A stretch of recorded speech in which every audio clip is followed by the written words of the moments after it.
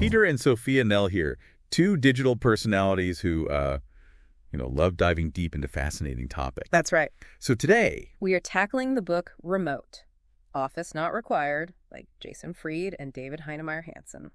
think of this deep dive as your shortcut to understanding the world of remote work. Its impact on both companies and individuals. Like you. And maybe even discovering some surprising insights along the way. And before we get started, We want to remind you that this podcast is entirely listener-supported. Yeah. If you're finding our deep dives valuable, hitting that subscribe button giving us a like and leaving a comment with your suggestions for future book deep dives. would mean the world to us. Absolutely. And for those who want to support us even further, We have an affiliate link for Remote, Office Not Required, in the video description. using that link if you decide to purchase the book helps us tremendously in continuing to bring you these deep dives. Yeah. Let's jump right into the book itself. What's fascinating about Remote is it doesn't just sing the praises of remote work. Right. It really digs into the practicalities. The challenges. And even tackles those deeply ingrained excuses we've all heard about why it can't work. Yeah, one of the most eye-opening claims right at the beginning is that many people can't actually get work done at work. The authors call offices interruption factories. Constantly breaking up your flow. With meetings Yeah. and those chatting colleagues who always seem to catch you at the worst possible moment. Oh, yeah. I know the type. Like trying to solve a complex puzzle while someone keeps shaking the table, isn't it? Ugh, it's the worst. The book argues that this constant back and forth between focus and distraction is a huge detriment to doing meaningful, creative work. Okay, so you're saying that I get that interruptions can be frustrating, Yeah. but isn't some level of collaboration and spontaneous interaction essential for innovation? I mean, don't those water cooler moments often spark great ideas? That's a fair point. Like those random moments where you're not even thinking about work and suddenly, bam, inspiration strikes. The authors acknowledge that in-person interaction has its place. Okay, good. But they argue that those moments of magic are often overblown, and that overemphasizing them leads to an over-reliance on meetings and a constant need to be physically present. I see. They present the idea that much of the work that truly drives a business forward actually requires those uninterrupted stretches of deep thinking and focus. So they're not saying in-person interaction is bad. They're saying we need to be more strategic about when and how we use it. Exactly. And this leads us to one of the book's more provocative ideas. Which is? The new luxury of remote work. Interesting. I have to admit, the concept of luxury and work in the same sentence seems a bit odd. Right. Like when I think of luxury, I think of, vacations. Spas, and and spreadsheets, and deadlines. Exactly. It's definitely not the traditional image of luxury. Like private jets and champagne. The book redefines luxury as having the freedom and flexibility to design your workday. To set your own schedule. And potentially even work from anywhere in the world. So it's about escaping the 9-to-5 grind. And creating a work life that truly aligns with your values and aspirations. That does sound pretty appealing. I can see how that would be appealing to some people, especially those who value autonomy and flexibility. But wouldn't that lead to a complete breakdown of structure and accountability? Like, how do you manage a team when everyone is working on their own schedule? And potentially from different time zones. Yeah, exactly. The book tackles those concerns head on. Okay, good. And one of the key solutions they emphasize is clear and consistent communication. So it's not just about responding to emails. It's about being proactive in sharing updates. Setting expectations. And making sure everyone is on the same page. Right, because when you're not all in the same physical space, you need to be extra clear about what's going on. They advocate for using tools like Basecamp, which they created, to centralize communication and keep projects organized. Makes sense. So it's about establishing a clear communication infrastructure and making sure everyone is comfortable using the tools. But what about those deeper anxieties around trust and control? Right. How do you know people are actually working if you can't see them?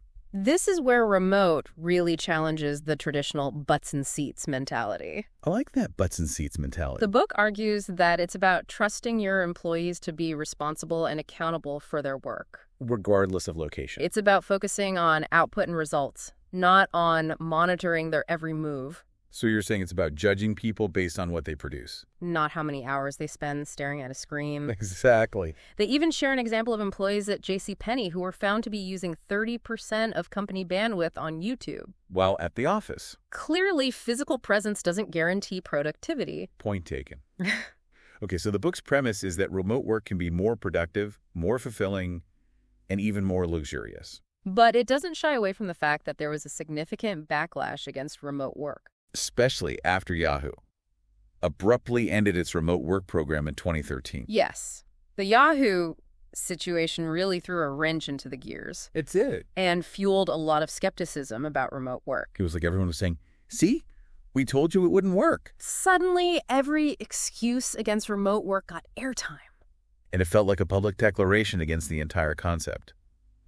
What's interesting, though, is that Fried and Heinemeier Hansson actually thank Yahoo for this. They did. They saw it as an opportunity to scrutinize those arguments and debunk those common myths head on. Exactly. So they turned a negative into a positive. And they do a fantastic job of addressing those concerns, like the classic magic only happens when we're all in a room argument. Ah, yes, that old chestnut. Remote counters this by highlighting how technology can enable effective collaboration. So they're saying that you don't need to be physically present to have those aha moments. Exactly. That you can achieve the same level of creativity and innovation through virtual means.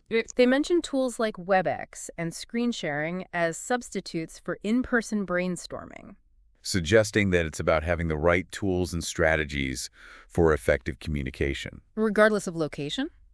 Okay. I can see how those tools can facilitate communication, but I'm still not entirely convinced they can fully replace that in-person energy.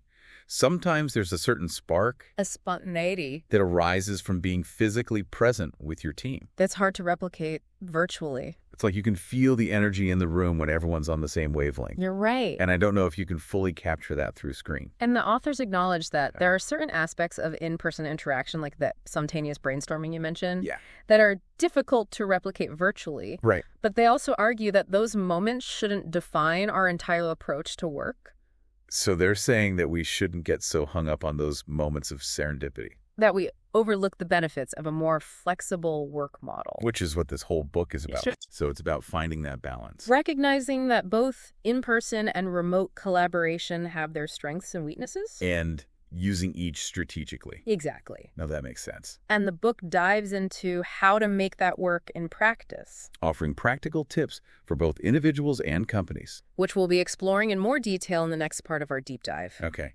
let's unpack some of those practicalities. One of the biggest pushbacks against remote work is the concern about accountability. But if I can't see them, how do I know they're working? Argument. This one always makes me roll my eyes. Right. It completely misses the point. Remote emphasizes that it's about shifting your focus from seeing people work to measuring their actual output, It's about trusting your employees to be responsible and accountable for their work. regardless of location. I can see how that shift in mindset is essential, but it also requires a certain level of trust from both sides, doesn't it? Like, employees need to trust that their managers will judge them based on their work, not their visibility. And managers need to trust that their employees will be productive and engaged, even when they're not physically present. Yeah, it's a two-way street. Absolutely. And building that trust is crucial for remote work to succeed. And the book offers some practical advice for fostering that trust, Like such as establishing clear expectations setting measurable goals. and having regular check-ins to track progress and provide support.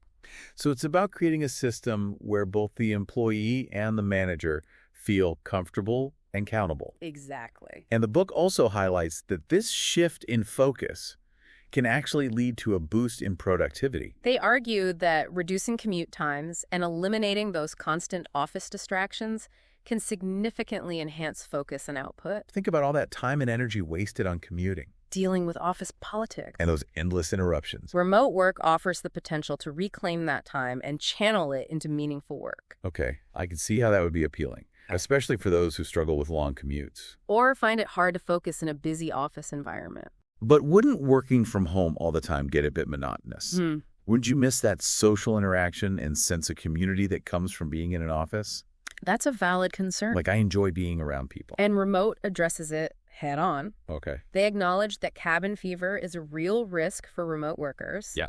And offer practical tips for combating it, Such as like working from co-working spaces or cafes, scheduling regular breaks to get out of the house. and even just being more intentional about connecting with people outside of work. So it's about recognizing that working remotely requires a conscious effort to maintain a healthy work-life balance and to create opportunities for social interaction. You can't just expect it to happen organically like it might in an office. Right. You have to be more proactive about it. Exactly. And while we're on the topic of practicalities, let's not forget the cost savings. This is a huge benefit for both individuals and companies. Oh, absolutely.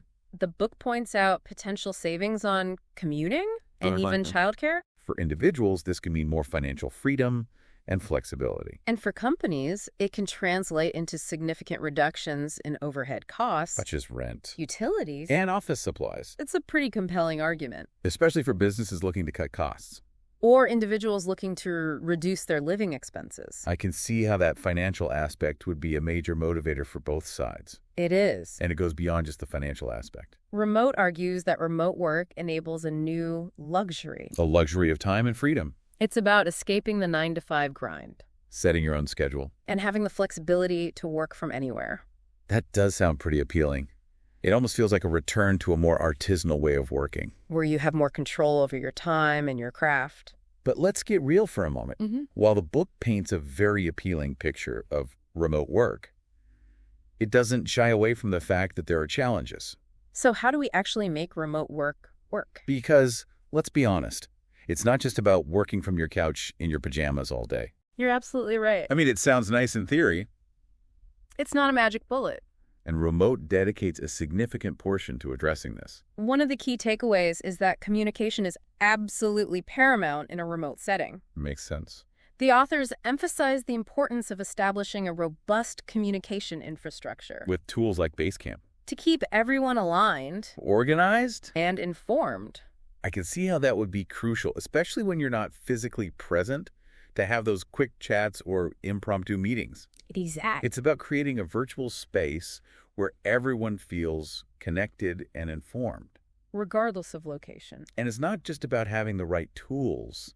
It's about using them effectively. It's about being proactive in your communication. Setting clear expectations. And over-communicating when necessary. Because when you're not physically present, it's easy for misunderstandings and miscommunications to arise. That's a great point. It's about being more mindful and intentional with your communication. And it's also about creating a culture of transparency. Where information is readily accessible and everyone feels comfortable asking questions and sharing updates. Exactly. Okay, so communication is key. What other challenges does the book address?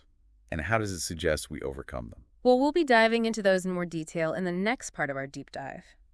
Welcome back to the deep dive. In the last part, we explored some of the core principles of remote work. As presented in remote, office not required. Now let's shift our focus to the practicalities. How do we actually make remote work work? Right, because it's one thing to talk about the theory, but it's another thing to actually put it into practice. The book offers a wealth of advice for both individuals and companies. But one of the key takeaways is that it requires a conscious shift in mindset. It's not just about taking your laptop home and calling it a day. Absolutely. Remote work requires a different approach to communication, collaboration, and even time management. And one of the first things the book encourages companies to do is to embrace remote work fully. Not just as a perk. Or a temporary solution. They argue that creating a truly remote-first culture is essential for attracting and retaining top talent. So it's not just about allowing remote work. It's about building a company culture that supports and celebrates it. Exactly. And that starts with recognizing that remote workers are not second-class citizens. They need to be fully integrated into the team. Involved in decision-making processes. And given the same opportunities for growth and development. As their in-office counterparts. That makes sense. It's about creating a level playing field where everyone feels valued and respected, regardless of location. But how do you do that in practice? What are some concrete steps companies can take to build that remote inclusive culture? Remote offers some really practical suggestions. Okay, like what? One is to establish clear communication protocols and expectations. Makes sense. This means having regular check-ins. Both individually and as a team. And using online tools to keep everyone informed and connected. So it's about creating a virtual space where everyone feels comfortable communicating and collaborating. Exactly. And it's not just about formal meetings and updates. Right. It's also about creating opportunities for casual interaction and team bonding. I've heard of companies doing virtual coffee breaks or online team building activities. There's a great example. I like those. It's about finding ways to replicate those spontaneous interactions that happen organically in an office environment. And fostering that sense of community. Exactly. Because that's one of the things that people often worry about with remote work, right? That they'll feel isolated and disconnected from their colleagues. And what about managing expectations? That seems like it could be a challenge when you're dealing with people working in different time zones. And potentially on different schedules. Yeah, exactly. That's where clear communication and documentation become even more important. Okay. Remote stresses the need to set clear expectations about availability, response times, and deadlines. So it's about being upfront about when you're available and when you're not. And making sure everyone is on the same page. So it's about being proactive and transparent with your communication. Exactly. And it's also about respecting each other's time and boundaries. Absolutely. Okay, let's shift gears a bit and talk about the individual experience of working remotely. We touched on some of the challenges earlier, like isolation and distractions. But what about the rewards? What are some of the things that people find most fulfilling about working remotely? One of the biggest rewards, and something the book really emphasizes, is the freedom and flexibility it offers. Right. That's what we were talking about earlier. Remote workers often talk about having more control over their schedule. Being able to work from anywhere. And having more time for family, friends, and personal passions. I can see how that would be appealing. Yeah. Especially for people who value autonomy and work-life balance. Yeah. But wouldn't that lack of structure lead to procrastination and a lack of productivity? It can, if you're not careful. Right. But the book argues that remote work actually forces you to become more disciplined and self-motivated. So you're saying it's a bit of a sink or swim situation? In a way. You have to be more intentional with your time and energy when you're not bound by the structure of an office environment. Exactly. So it's not just about freedom. It's about taking responsibility for your own productivity and well-being. And remote offers a lot of practical advice for doing that. Like what? It talks about the importance of setting clear goals. Creating a routine. And finding ways to stay focused and motivated. Even when you're surrounded by distractions. What are some of the specific strategies they recommend? They suggest things like setting up a dedicated workspace. Establishing clear work hours. And creating a shutdown ritual to signal the end of the workday. I love that idea of a shutdown ritual. It's like creating a mental boundary between work and personal life. Exactly. It's about signaling to yourself that the workday is over and that it's time to switch off and recharge. Okay, let's talk about another aspect of remote work that often comes up. Communication. We touched on this earlier in the context of company culture. But what about communication between individual team members? How do you stay connected and collaborative when you're not physically together? Remote dedicates a whole chapter to this. Emphasizing the importance of a clear, consistent communication. They advocate for using a variety of tools. Both synchronous and asynchronous. To keep everyone informed and connected. Could you explain the difference between synchronous and asynchronous communication? Of course. Synchronous communication happens in real time. Like a phone call? Video conference. Or instant messaging conversation. Asynchronous communication, on the other hand, doesn't require an immediate response. Like email. Text messages. Or even project management tools where you can leave comments and updates for others to see when they're available. So it's about finding the right communication tool for the situation. Exactly. And Remote argues that embracing asynchronous communication can actually lead to more thoughtful and productive communication overall. It allows people to process information. Gather their thoughts. And respond when they're ready. Rather than feeling pressured to respond immediately. I can see how that would be beneficial, especially for tasks that require deep thinking or creative problem solving.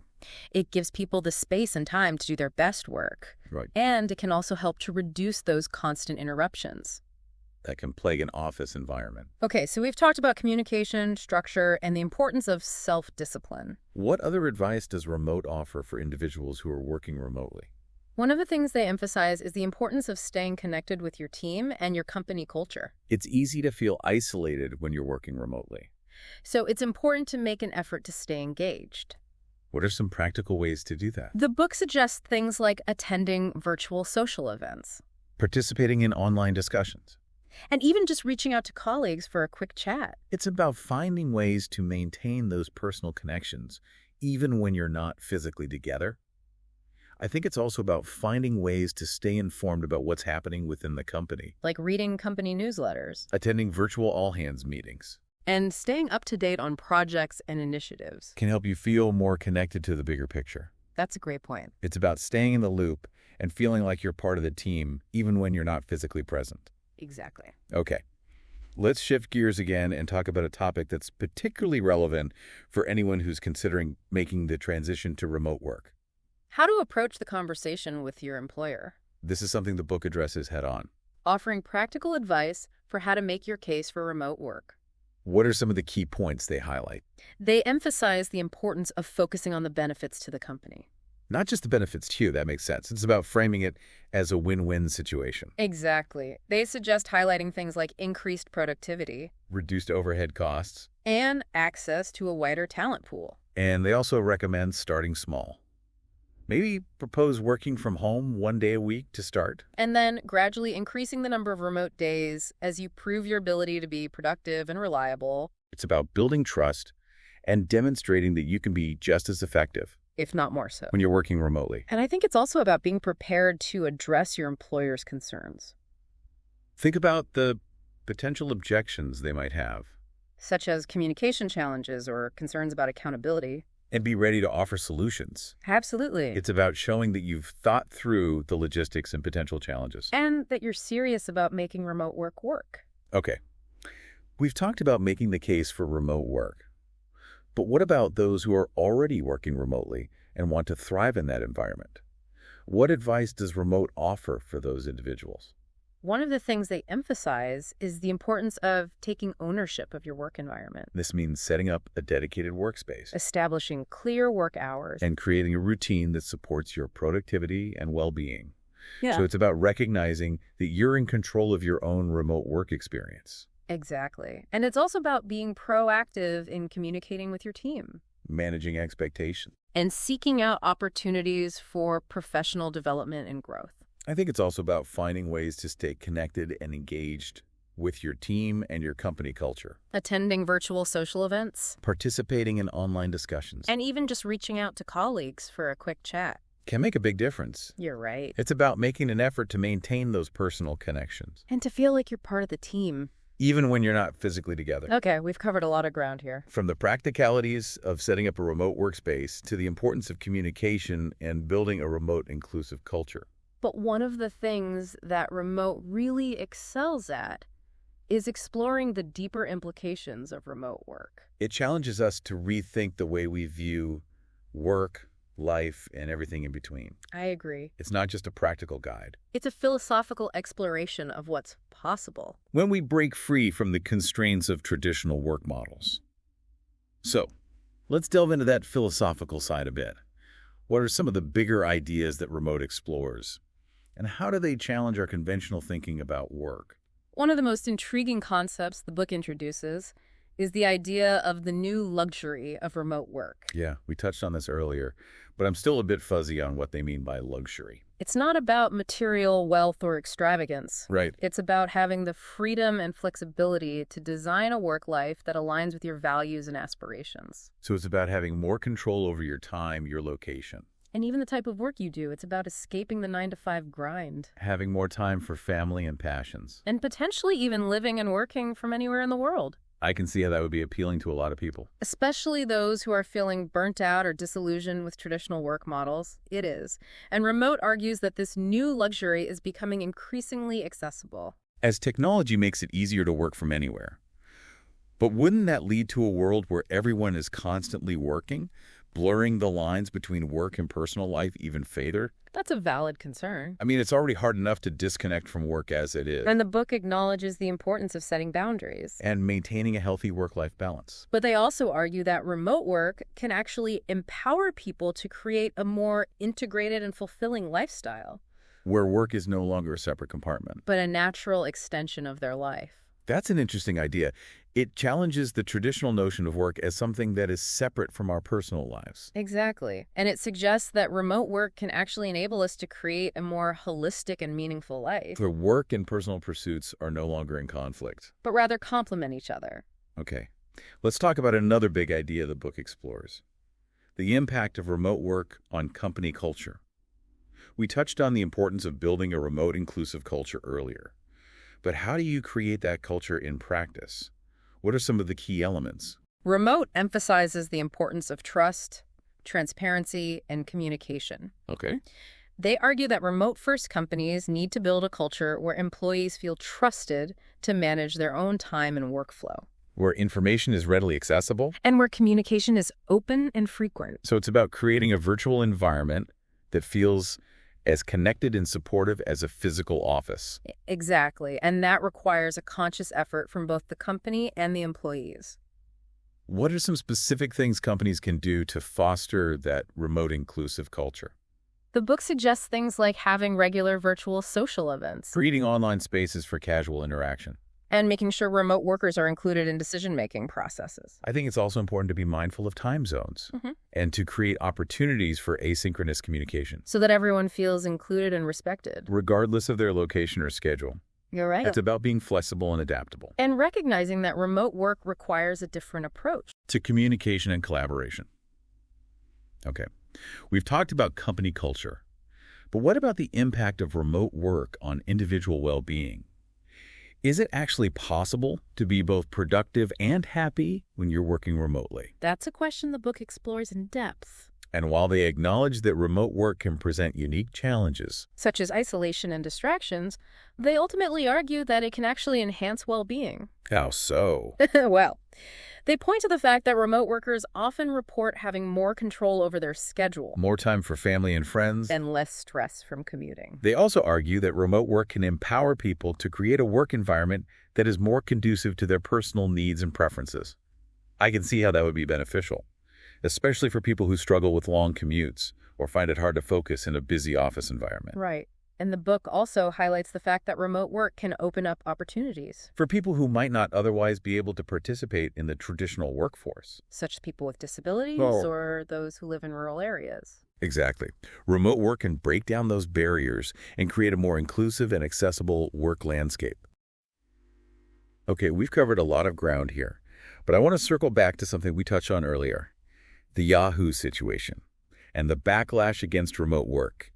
It's interesting to note that while Remote was published in 2013, amidst that very debate, many of its arguments and insights are even more relevant today. Absolutely. The book was ahead of its time in many ways. And continues to be a valuable resource for anyone who is interested in exploring the possibilities of remote work.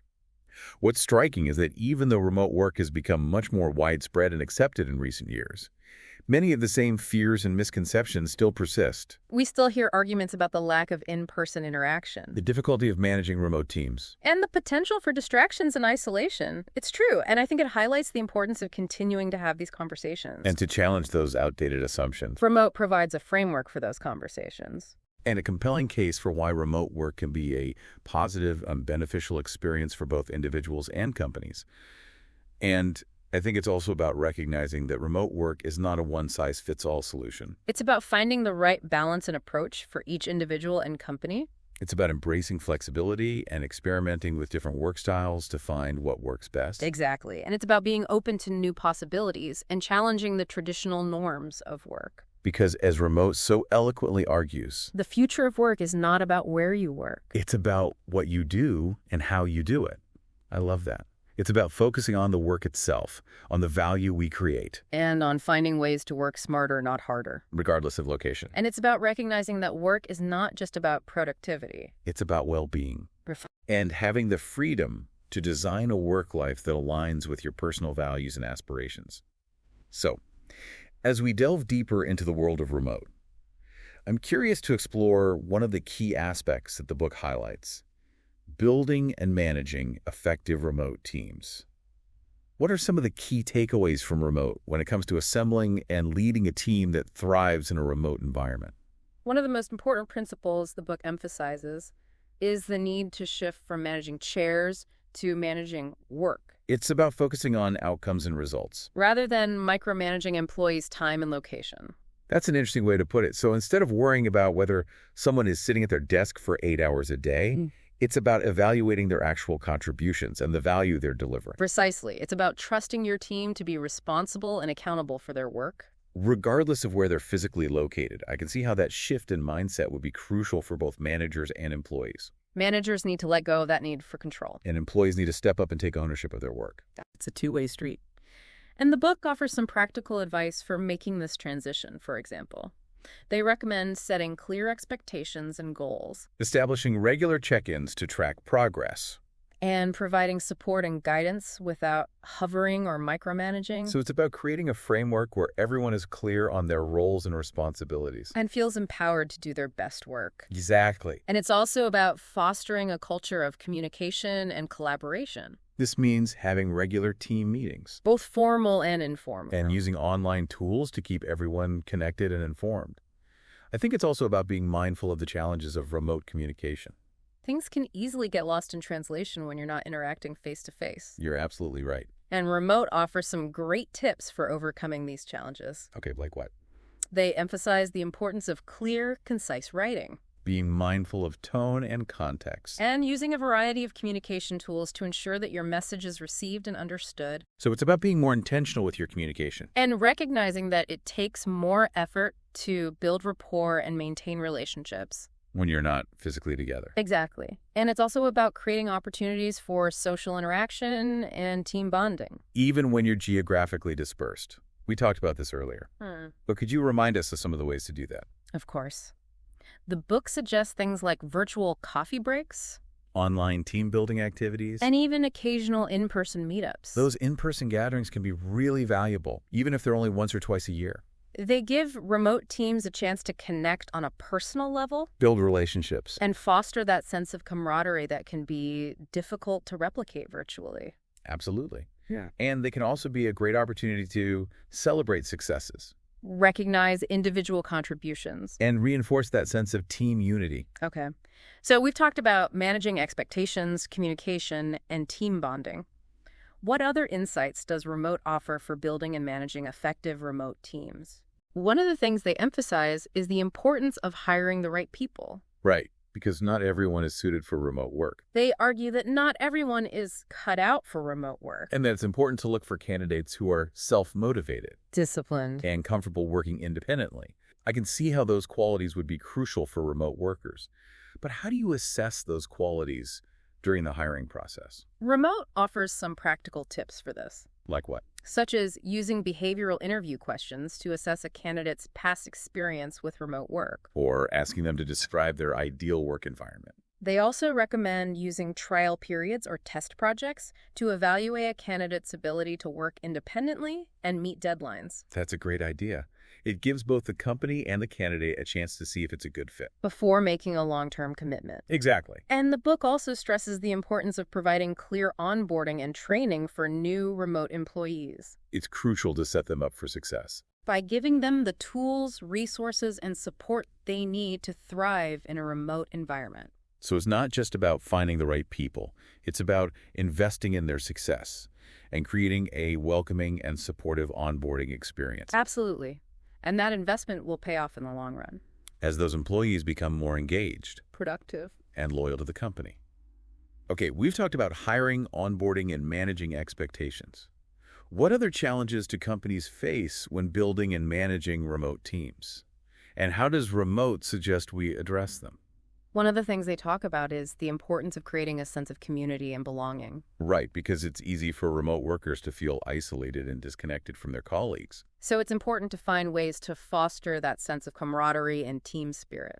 I imagine that's even more challenging when you have team members spread across different time zones and cultures. It definitely adds another layer of complexity. And Remote offers some great advice for navigating these challenges. They suggest things like having regular virtual social events. Creating online spaces for casual interaction. And celebrating successes and milestones as a team.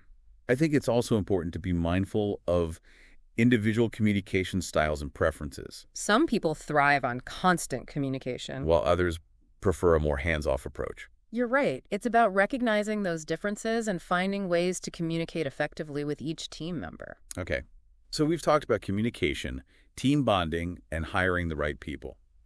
What other insights does Remote offer for building and managing effective remote teams? One of the things they emphasize is the importance of embracing asynchronous communication. We touched on this earlier. But it's worth reiterating in the context of team management. Could you remind us what asynchronous communication is and why it's so important for remote teams? Of course. Asynchronous communication is any form of communication that doesn't require an immediate response. Like email, text messages. Or even project management tools like Basecamp. Where you can leave comments and updates for others to see when they're available. It allows people to work at their own pace. In their own time zones. And to respond when they're ready. Rather than feeling pressured to be constantly available. I can see how that would be beneficial for both individuals and teams. It gives people more flexibility and control over their work schedule. And it can also lead to more thoughtful and productive communication. Exactly. And Remote argues that embracing asynchronous communication is essential for creating a remote work environment that is both efficient and sustainable. Okay, so we've talked about the importance of asynchronous communication. What other advice does Remote offer for managing remote teams effectively? One of the things they talk about is the importance of documentation. In a remote environment. It's essential to have clear, written documentation for everything. From company policies and procedures. To project workflows and communication guidelines. That makes sense. It ensures that everyone has access to the same information, regardless of their location or time zone. Exactly. And it can also help to reduce misunderstandings and ensure that everyone is on the same page. Okay, so documentation is key.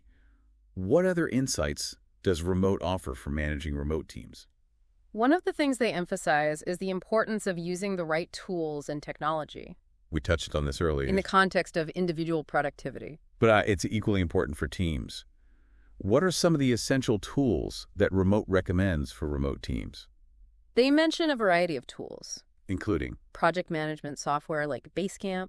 Communication platforms like Slack or Microsoft Teams. Video conferencing tools like Zoom or Google Meet. And even collaborative document editing tools like Google Docs or Microsoft Office 365.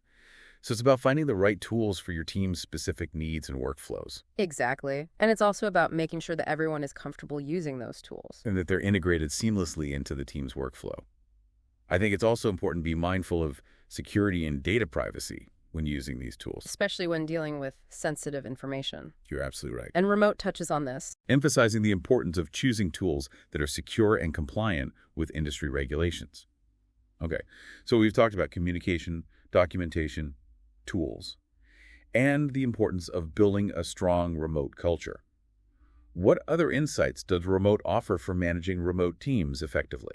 One of the things they emphasize is the importance of continuous improvement. They argue that managing remote teams is an ongoing process of learning and adaptation. So it's not about finding the perfect solution and sticking with it. It's about being open to feedback, experimenting with different approaches. And constantly striving to improve. Exactly. And the book offers some practical advice for doing this. Right. Such as conducting regular team retrospectives. Seeking feedback from employees. And staying up to date on the latest trends and best practices in remote work. So it's about creating a culture of continuous learning and improvement. Where everyone is encouraged to share their ideas. And contribute to making the remote work experience better for everyone. Absolutely. And I think that's one of the most compelling aspects of Remote. It's not just a guidebook. It's an invitation to reimagine the possibilities of work. And to create a more fulfilling and sustainable future. For ourselves and our teams. Okay. We've covered a lot of ground in this part of our deep dive, exploring the practicalities of building and managing effective remote teams. In the next part, we'll delve deeper into the book's vision for the future of work. And explore how remote work is transforming the way we think about work, life, and everything in between. We'll also discuss some of the potential challenges and opportunities that lie ahead. As remote work continues to evolve. And become more prevalent. So stay tuned for part 3 of our deep dive into remote, office not required. Welcome back to the deep dive. We've covered a lot of ground, haven't we? From debunking those persistent myths about remote work to exploring the nuts and bolts of making it work for both individuals and companies. We have. We've really dug deep into the practicalities. And honestly, I'm feeling pretty energized by the possibilities. But I'm also curious about the bigger picture.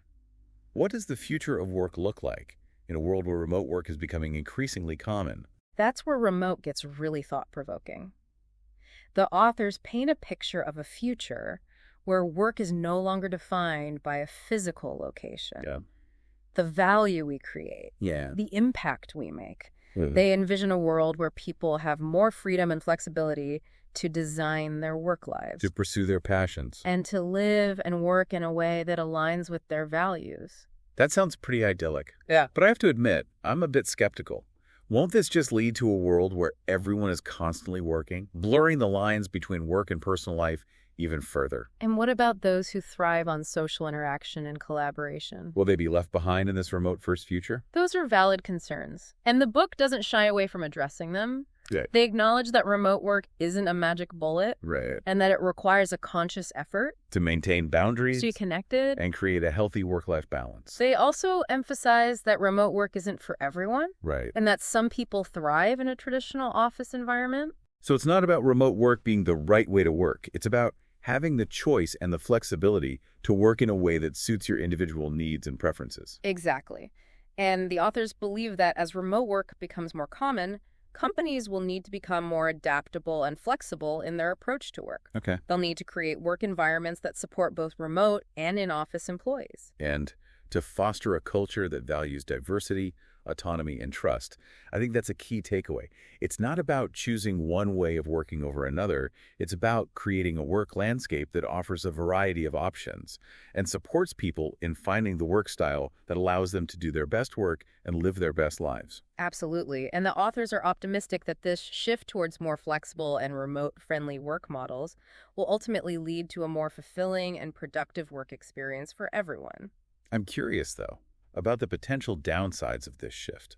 Won't a world dominated by remote work lead to increased isolation and a decline in social interaction? That's definitely a potential challenge. I mean, humans are social creatures by nature. And the book acknowledges that remote work requires a conscious effort to stay connected. Okay. They encourage remote workers to be proactive in reaching out to colleagues, Participating in virtual social events. and finding ways to connect with people in their local communities. So it's about recognizing that you need to be more intentional about building and maintaining relationships when you're not physically interacting with people on a regular basis. Exactly. And it's also about recognizing that social interaction doesn't have to be limited to the workplace. Right. Remote work can actually free up time and energy to pursue hobbies Sure. and social activities outside of work. That's a good point. It's about rethinking our approach to both work and leisure and finding ways to create a more balanced and fulfilling lifestyle. Absolutely. And the authors believe that this shift towards more flexible and remote-friendly work models has the potential to create a more equitable and accessible work landscape. They do. They point to the fact that remote work can open up opportunities for people who might not otherwise be able to participate in the traditional workforce, Yeah. such as people with disabilities Okay. or those who live in rural areas. That's a really important point. It's about creating a world where work is no longer limited by physical location or traditional barriers to entry. Right. It's about democratizing access to opportunities and empowering people to work in a way that suits their individual needs and circumstances. Okay, we've talked about the potential benefits and challenges of a remote-first future, but I'm curious to hear your personal take on this. Having worked remotely for a while now, what are your thoughts on the future of work? Honestly, I'm cautiously optimistic. I think remote work has the potential to revolutionize the way we work and live. What? It also requires a shift in mindset. And a conscious effort to overcome the challenges it presents. I agree. It's not a utopia. But it's a powerful tool that can be used to create a more flexible and equitable work experience. And I think remote serves as a valuable guide for navigating this new world of work. It does. It's packed with practical advice Insightful observations. and thought-provoking challenges to the traditional norms of work. So as we wrap up this deep dive into remote, office not required, I want to leave our listeners with this. The future of work is not predetermined. It's something we're actively shaping. Through our choices Our actions. and our willingness to challenge the status quo. And remote empowers us to be active participants in that shaping process. It does. It gives us the tools and the insights to create a future of work that is more human-centered More sustainable. and more fulfilling for everyone. So if you're ready to join that conversation and to explore the possibilities of remote work, We highly recommend checking out Remote, Office Not Required. it's a thought-provoking and inspiring read That will challenge your assumptions about work. and empower you to create a work life that is both fulfilling and productive. And don't forget to check out the affiliate link to the book in the video description. Using that link helps us tremendously in continuing to bring you these deep dives. And be sure to share your own remote work experiences and thoughts in the comments below. We'd love to hear from you. Thank you for joining us on The Deep Dive. We'll be back next week with another fascinating exploration. Until then, keep diving deep and keep learning.